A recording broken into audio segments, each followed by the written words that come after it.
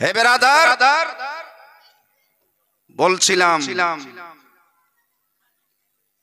আকিমুস সালাত, নামাজ কায়েম করো।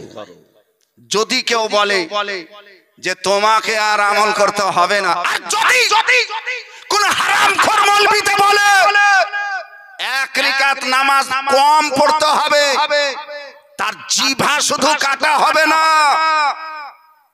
তার নাক কাটা হবে, চোখ কাটা হবে, তার মুখ কাটা হবে, তার চেহারা মানুষের মতো হাসরের ময়দানে থাকবে না। সুবহানাল্লাহ। আমি আসার পরে জানলাম নাকি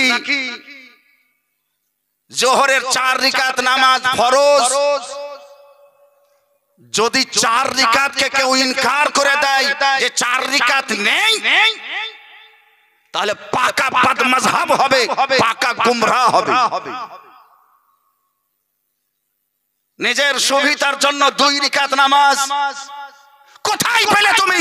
কোন হাদিসে লেখা আছে, কোন কোরআনে লেখা আছে 1 রাকাত নামাজ পড়তে হবে? কোরআনে লেখা নাই, কোরআনে রাকাত লেখাই না। গোটা 30 পারা কোরআনে কোথাও রাকাত শব্দ পাবেন না।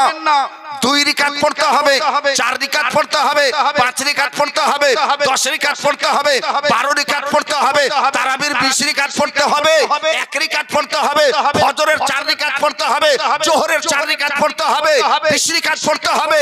এই ধরনের রাকাতের সংখ্যার কথা কোরআনে কোথাও লেখা নাই। যদি লেখা আছে তো হাদিসে লেখা আছে। বেশক। আরে বলেন না সুবহানাল্লাহ। সুবহানাল্লাহ। এই মৌলবীর নামে কলঙ্ক আছে, এই বদমাশের দল শুধু মানুষকে জাহান্নামে নিয়ে যাওয়ার জন্য মানুষ রূপে শয়তান আপনার কাছে আসে। খবরদার, এদেরকে একটু বিরত রাখবেন। ইয়াকুম ওয়া ইয়াহুম, নবী মুস্তাফা বলেছেন অদূর ভবিষ্যতে তোমাদের কাছে এই ধরনের লোক আসবে, তাই তাদের কাছ থেকে নিজকে দূরে রাখিও আর নিজের কাছ থেকে তাদেরকে দূরে রাখিও।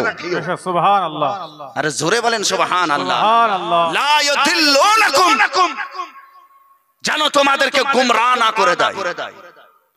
ওয়ালা ইয়াফতাতিনুনাকুম, এবং তোমাদেরকে ফিতনাতে না ফেলে দেয়। আপনি জানেন না মহাশয় যে এরা কোন জামাতের লোক? এদেরকে টাকা পয়সা দিয়ে কমপক্ষে পোল্ট্রি মুরগির গোশত খাওয়িয়েও একটা দল গঠন করানো হচ্ছে, আপনি জানেন না? এই জামাতের নাম হচ্ছে পয়সাওয়ালা জামাত, ঈমানওয়ালা জামাত নয়। সেহেতু এখান থেকে আপনাকে সতর্ক থাকতে হবে। আমি এখন বক্তব্য শুরু করিনি, এতেই দেখছি আমার টাইম মনে হয় কয়েক মিনিট চলে গেল, এখন শুরু হয়নি বক্তব্য। লাইন ধরে বক্তব্য হবে আমার। তো আপনারা কিছু শোনার আগ্রহ রাখছেন না চলে যাবেন? যদি যাবেন আপনারা তো যেতে পারেন, আমি আপনাকে বেঁধে রাখতে পারবো না। আর যদি শোনার ইচ্ছা আছে একবার দোনো হাত তুলে বলেন তো ইয়া রাসূলুল্লাহ। আজ এই মৌলবীতে নামাজকে কম করার এতে পড়ে আছে। খবরদার মুসলমান, আকা সাল্লাল্লাহু আলাইহি ওয়াসাল্লামের অটুট বাণী ফয়সালা করে দিয়েছেন, সাল্লু কামা রাআইতুমুনি উসাল্লি।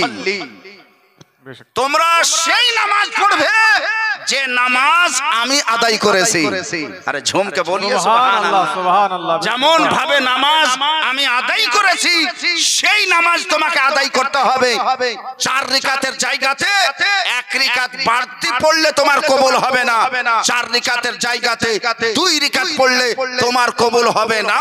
তবে হ্যাঁ, আমি নবী মুস্তাফা তোমাদেরকে বলছি, যদি তোমরা 3 দিনের রাস্তা অতিক্রম করে অন্য কোন জায়গাতে যাও তাহলে তুমি মুসাফির।